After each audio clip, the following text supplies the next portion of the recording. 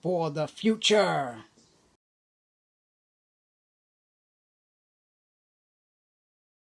Hello and welcome to another Smurd P video, and today we are looking at Cable, The Last Hope, Volume 1. So from the outset, this was a Cable series back in 2008. It ran for a good couple of years, finishing in the Second Coming series.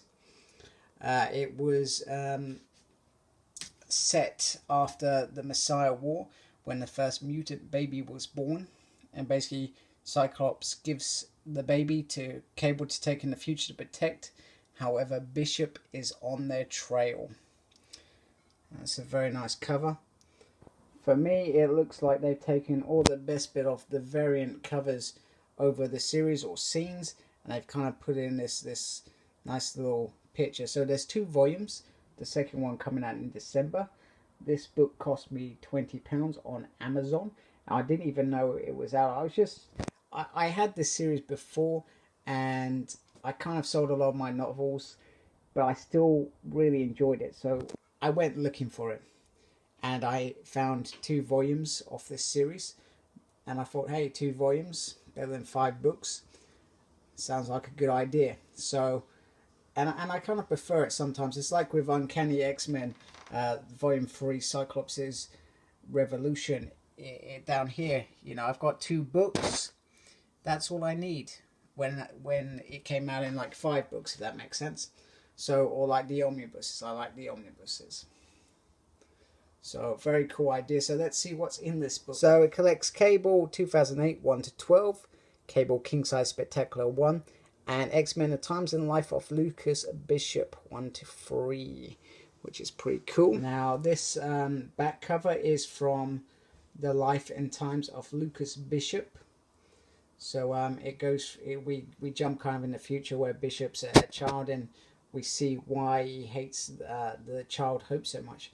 Basically, apparently, she causes a 30-second war or a 2-minute war, and it pretty much destroys the population, and that's why they end up in camps.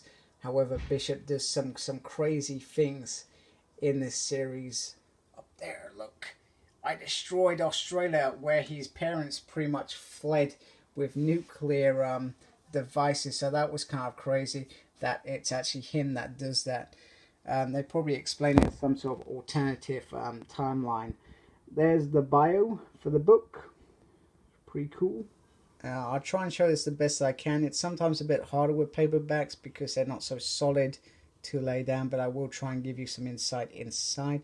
So it's pretty much telling you what is what and who does what in this series. For me, when I read this, I really was digging the art. It seemed sort of futuristic, sort of a bit hardcore.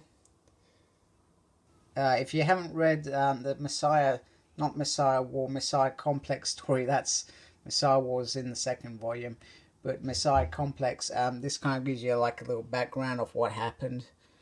Basically, Cable and Bishop. Bishop lost his arm, which is pretty cool.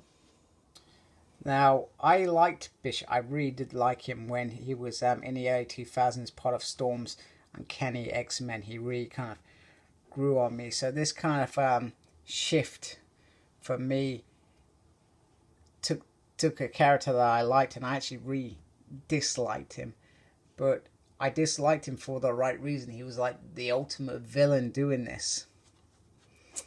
You know, who would have thought that he would have turned like this? And the thing with time travel, there's so many variables, and one of the things that I liked was in this kind of annual was basically Cable actually died, but because of all the traps in the future via Merryweather, he actually ends up saving Bishop's life from this creature.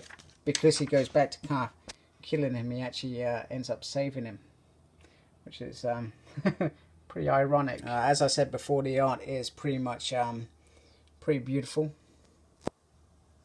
We also get to see X-Force in this, and Cyclops has kind of like a background role. But Bishop does come back to the present day at one point. One of the things that I really do enjoy is where Hope's grown up, and Nathan actually gets married, and he kind of puts all the guns away. However, in the future, it all goes wrong, as you can imagine. and he ends up losing a lot again, but his main priority is always protecting Hope. I also really enjoyed the life and times of Lucas Bishop. You know, this is his imagination taking over. So you got the not the White Queen, the Scarlet Witch, casting No More Mutants spell, and then the redhead baby that was born, which is Hope, and triggering off a whole lot of events which pretty much destroy any chance of happiness that he could have had. And this, I believe, is Storm. Yeah, Nanny Storm. Kind of a bit strange as Bishop and her kind of had a moment back in Uncanny, if that is her, of course. And then we get a kind of roundup of the various characters that influence Cable and the storyline, which is pretty cool. Deadpool there, Domino, Providence.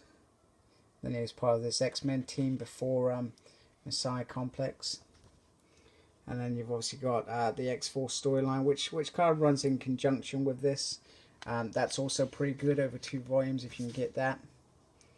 That's pretty cool. You get some bios at the back. Now this is cool if you've never really read much X-Men and you're interested, because these two in volume 2, they play a big part in Messiah War, which is a crossover between X-Force and Cable, which I'm really looking forward to getting. In fact, I've actually brought the hardcover again because I wanted the hardcover.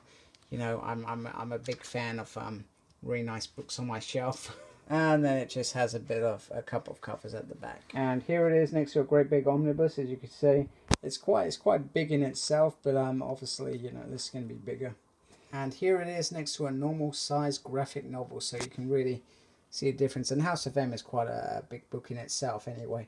But, you know, you can see how much content, you know, you got 12, 13, 14, 15 issues in this book. So whether you be a new fan or an old fan and you just want to read some Cable, this is a nice volume to grab, and I'm looking forward to volume 2 later in the year. Thanks for watching. Follow me on Facebook, SmurtP.